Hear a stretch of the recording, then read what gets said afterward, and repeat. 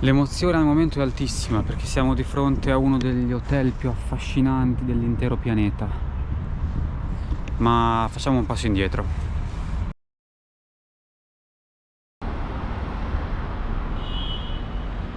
La nostra avventura quest'oggi inizia da qui, dalla Gare de Nord di București, ovvero dalla stazione nord di Bucarest. I miei amici stretti già sanno perché sono qui e dove andremo oggi, con quale esotico mezzo, ma per tutti gli altri sono a Bucarest per l'Erasmus e fra tutte le cose che ho intenzione di fare, la più importante era andare a Chișinău, capitale della Moldavia. Per questo viaggio abbiamo scelto un mezzo abbastanza esotico perché non andremo con un comunissimo aereo che avrebbe impiegato giusto un'oretta, ma saliremo a bordo dell'ultimo treno sovietico ancora circolante in Europa, che collega appunto giornalmente Bucarest a Chișinău e Chișinău a Bucarest. Il treno si chiama ufficialmente Prietenia, ovvero il treno dell'amicizia, che simboleggia appunto il forte legame che c'è fra Romania e Moldavia. La cosa più interessante di tutto il viaggio, la vedremo ovviamente nel dettaglio stanotte, è il cambio dei carrelli, perché lo scartamento che si usa in Romania e in tutta l'Unione Europea è differente da quello della Moldavia e di tutta l'ex Unione Sovietica, e quindi arrivati al confine, nella città di Ungheni, al confine fra Romania e Moldavia, il treno si ferma e nelle successive 2 ore tutti i vagoni vengono rialzati uno ad uno e vengono appunto cambiati i carrelli. E questa è un'operazione che viene svolta giornalmente perché, come dicevo, il treno appunto collega giornalmente Bucarest a Chișinău e Chișinău a Bucarest. Devo capire come entrare perché è un po' grossa questa stazione, quindi mi sto perdendo. Allora, voi immaginatevi la gente che viene per la prima volta a Bucarest appunto col treno, magari proprio da Chișinău o magari da Budapest, ma ci sono collegamenti notturni anche da Sofia e da Istanbul, e la prima cosa che vedono appena usciti dalla stazione, questa è l'uscita, è questo. Diciamo che per la gente normale potrebbe non essere un'ottima presentazione, però a noi devo dire che piace, a noi piace. Mulțumesc.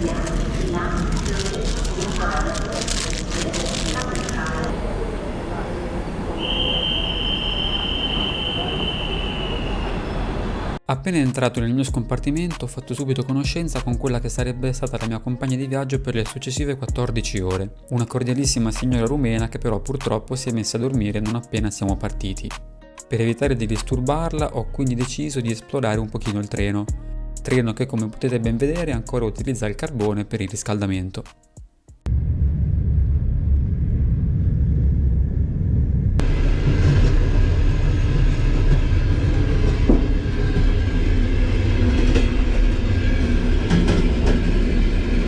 Allora, non sto facendo molti video parlati perché, a parte che c'è un casino assurdo, ma poi c'ho in cabina una signora che dorme, quindi non voglio disturbarla.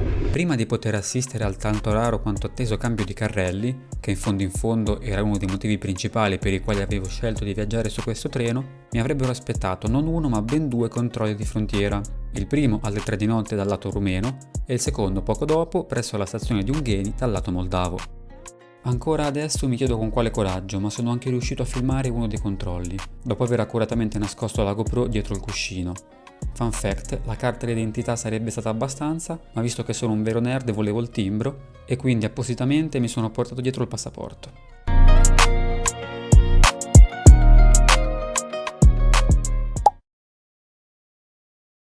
Allora, è arrivata la parte più interessante di tutto il viaggio. Una volta entrati in Moldavia, siccome lo scartamento europeo è più stretto di quello moldavo e di quello di tutta l'ex Unione Sovietica, i vagoni vengono sollevati uno ad uno e vengono appunto cambiati i carrelli. Questa è un'operazione che dura circa 2 ore e la fanno giornalmente, appunto 2 volte al giorno.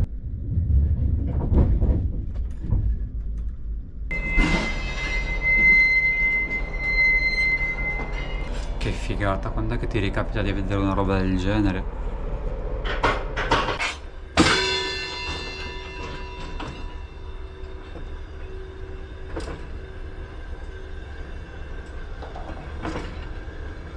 L'unica cosa negativa è che mentre fanno questa operazione i bagni sono chiusi, ovviamente, perché poi lo scarico, quando il treno è fermo, non si può tirare perché va proprio sul binario, quindi se nelle prossime 2 ore avessi bisogno di farlo pipì potrebbe essere un problema. In tutto questo stavo cercando un modo per staccare una tendina e portarmela via, ma è complicato perché sono sono fissate. Però come mi starebbe bene in camera questa, cavolo. Bellissimo. Comunque sono le 5:30. Tecnicamente alle 6:10 dovremmo ripartire da Ungheni, però secondo me siamo un po' in ritardo, quindi sa che prima delle 9:30 non arriveremo a Chisinau. Spero di dormire un paio d'ore fra le 6 e le 8, perché sennò veramente è un problema. E dopo il cambio di carrelli, che già da solo valeva il prezzo del biglietto, sono anche riuscito a dormire un paio d'ore prima di mettere finalmente piede in terra moldava.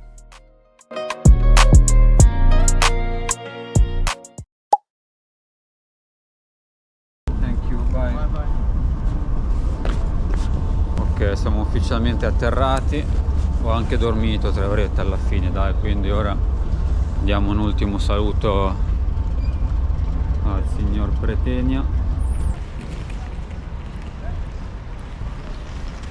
Ora ci avvieremo verso il centro, perché tanto diciamo le cose che interessano a noi sono tutte più o meno nel centro. Comunque io incentrerò il video sulla parte brutalista e post-sovietica, perché è quello che mi interessa di più, però comunque, come potete vedere, è una bellissima città, poi è piena di verde, piena di parchi, quindi consigliata a tutti. Ho trovato questa costruzione che non so cosa rappresenti, però direi che è un autentico mosaico sovietico. Anche da fuori non si capisce molto cosa sia, però. Adesso mi trovo davanti a uno dei più grandi simboli della Chisinau post-sovietica, l'Hotel Nacional, quello che una volta era l'hotel più in voga sicuramente, più ricercato della città, che adesso riversa in queste condizioni abbastanza pietose, però ha un suo fascino. Credo che fosse aperto fino a poco fa, aperto nel senso che si poteva entrare da sotto, però mi sembra di aver letto che c'è morta una ragazza, mi sa l'anno scorso, perché si vede che si era persa dentro, e dentro deve essere un po', cioè più di un po' pericolante, e quindi ora l'hanno chiuso sotto.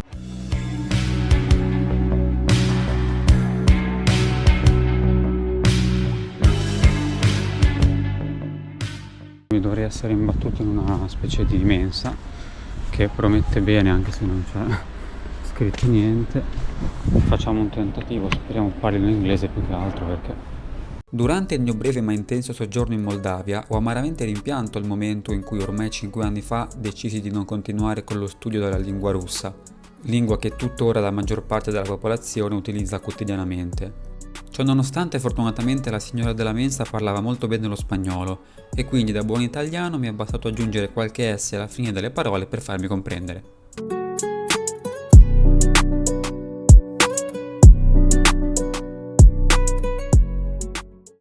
Per 5 euro la zuppa di fagioli, quella pasta con la carne più un salsiccione enorme, l'insalata erano pure buone, 5 euro, quindi al top. Ci sono due cose di cui non posso fare a meno nella mia vita: i parchi e l'architettura sovietica. Chisinau si sta proprio rivelando la mia città ideale. Voglio vivere qua, con uno stipendio italiano magari. A metà pomeriggio ero molto stanco, visto che la notte precedente praticamente non avevo dormito.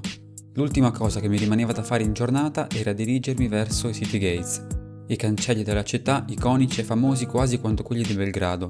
Purtroppo però non avevo calcolato che tutte le foto che avevo visto in rete erano riprese dall'alto, e quindi l'effetto finale, vedendoli da bordo strada, sarebbe stato un po' diverso.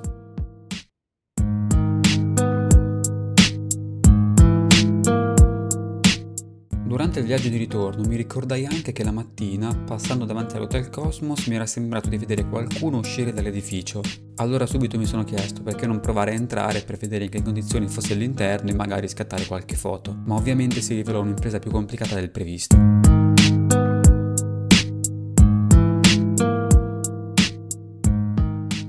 Allora, adesso mi sto arrabbiando perché è la seconda volta che cerco di entrare qua dentro, però la persona che è dentro l'atrio dell'hotel, che in realtà è chiuso, quindi cioè, è aperto solo l'atrio, non so bene perché, mi sa che c'è un negozio di tatuaggi dentro, però questo povero Cristo mi parla solo in russo, che io purtroppo non conosco. Ho provato a tradurre con un traduttore, ma secondo me ero mezzo ubriaco, Quindi domattina ci riproveremo anche il giorno dopo, finché non entro lì dentro e faccio 2 foto all'atrio, non me ne vado da Chisinau. Ok, nuovo giorno, oggi fa parecchio freddo e dopo un bel caffè cominciamo la giornata con un altro degli edifici che mi escono sempre su Instagram e che dovevo assolutamente vedere.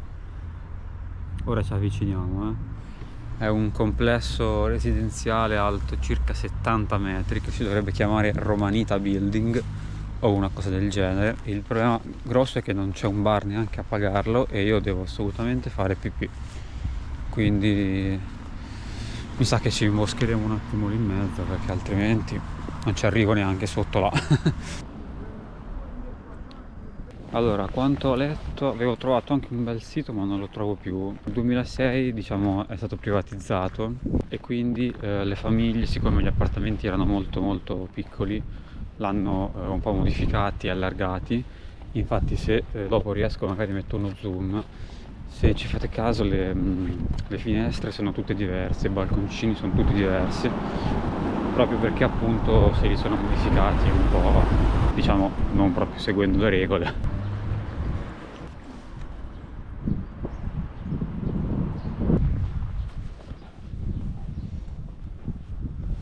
Interessante. Però devo dire che offre una discreta vista. Sarebbe interessante, molto interessante, trovare l'entrata, entrare e arrivare in cima, perché in cima sembra ci sia tipo una specie di terrazzo, e vedere un po'. Non siamo Urbex Explorators, ci limitiamo a fotografare gli edifici sovietici.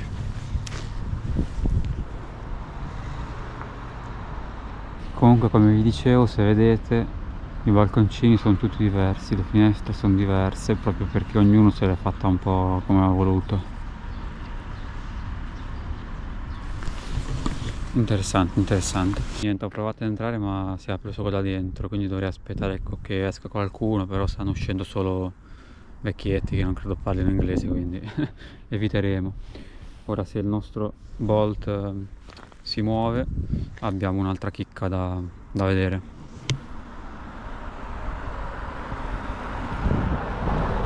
Tra le caratteristiche principali più interessanti dell'Unione Sovietica, una sicuramente era l'onnipresenza di statue raffiguranti Vladimir Lenin, il padre della rivoluzione. Se nell'odierna Russia queste statue sono ancora presenti in ogni singolo centro abitato, nei territori che un tempo facevano parte dell'URSS è diventato sempre più complicato trovarne intatte e ben conservate, a causa di un lungo processo di decomunizzazione avvenuto negli scorsi decenni e accelerato poi negli ultimi anni in seguito al conflitto russo-ucraino.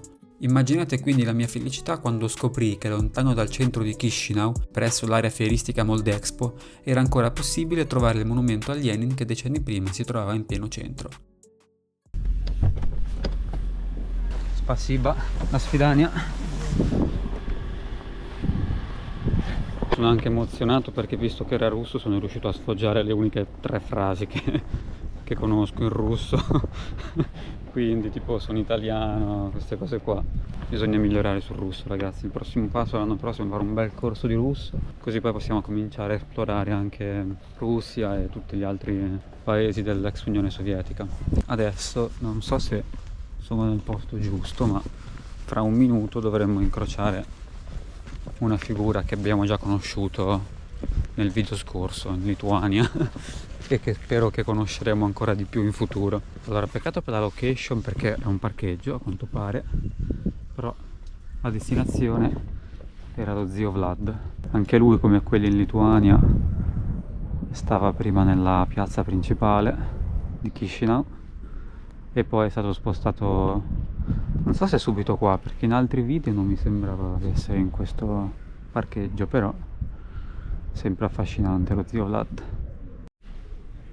A questo punto ero veramente molto soddisfatto, tutto si era svolto secondo i piani ed ero anche riuscito a vedere tutte le cose che mi ero prefissato di vedere. L'ultima cosa che mancava per coronare proprio al meglio la spedizione era entrare nell'Hotel Cosmos. Signori, ci riproviamo, non ci arrendiamo. Vediamo se stavolta sempre fortunati.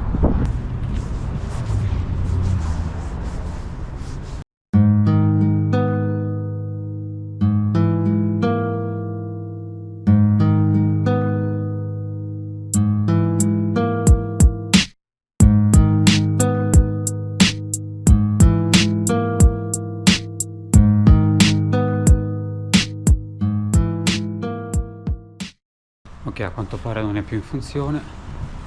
Dentro c'è un noleggio di scooter, mi sembra, e uno studio di tatuaggi, però perlomeno siamo riusciti a entrarci, dai.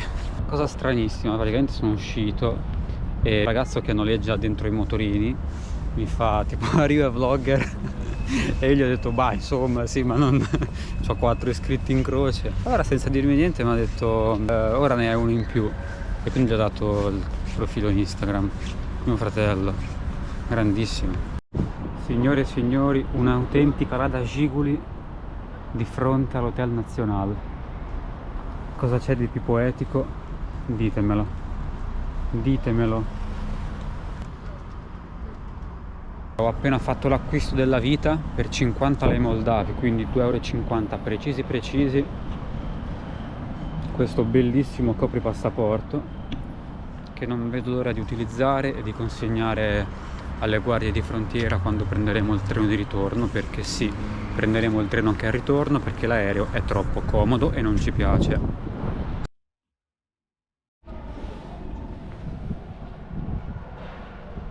One is here.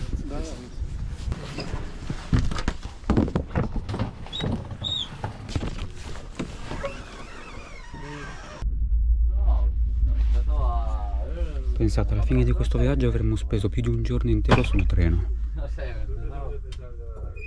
28 ore per la precisione.